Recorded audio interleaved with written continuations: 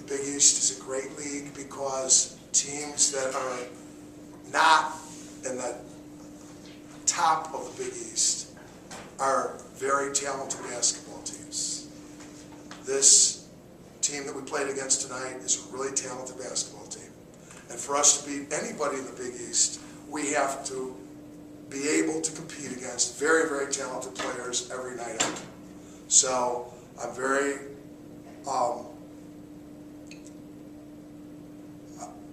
again, Syracuse did a great job of taking it to us. They did a great job of scoring the basketball. We had no answers to stop them at any spot on the basketball floor. Number 3, Coffey had a great night. I don't know if it was a career night, but she averaged a 3.7 coming in, and we let her get off. We tried to play zone, and none of our players were really in position against their ability to shoot the basketball. I haven't really studied a stat sheet yet, but they were shooting the ball extremely well all night long.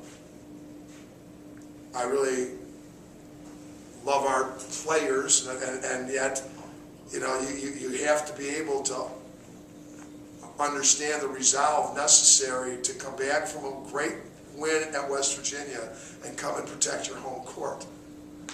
And I just didn't think we had the maturity to do that tonight. I didn't think we had it in the practice we had yesterday, and these guys just didn't.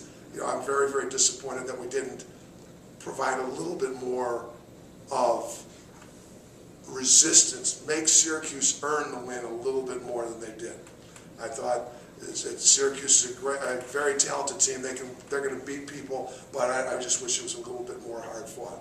The concept of never giving up and the pressure you saw at the end is something that we were coming into the season ready to do all the time, and you know, you can't do it all the time when you got 6 or 7 kids. So that's, you know, our kids fought back and put ourselves in position to make a little run at the end, but the game was decided by our inability to make stops all night long, inside, on the perimeter, on the ball. But are you able to take any positives out of this game? You have to, Jim. You have to take positives out of it, but it's really difficult. You know, you have to find positives to take out of it, but at the same time, I think the most important positive is the understanding of a concept of sense of urgency. The lack of maturity in this basketball team shows no sense of, this is a repetitive theme. Go to Georgetown, beat number 15 Georgetown, and then let a good Providence team have their way with us the following Saturday.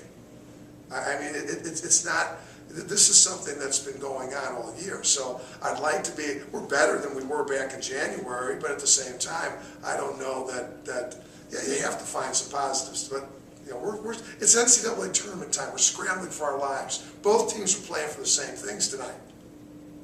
They still have a shot to get in the NCAA tournament. This is a great league.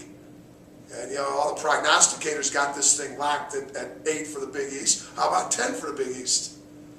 You know, how about 11 for the Big East? These guys are good teams now. All those 5 and 8 teams are really good teams. And I know it, and I knew it, and I knew it coming in.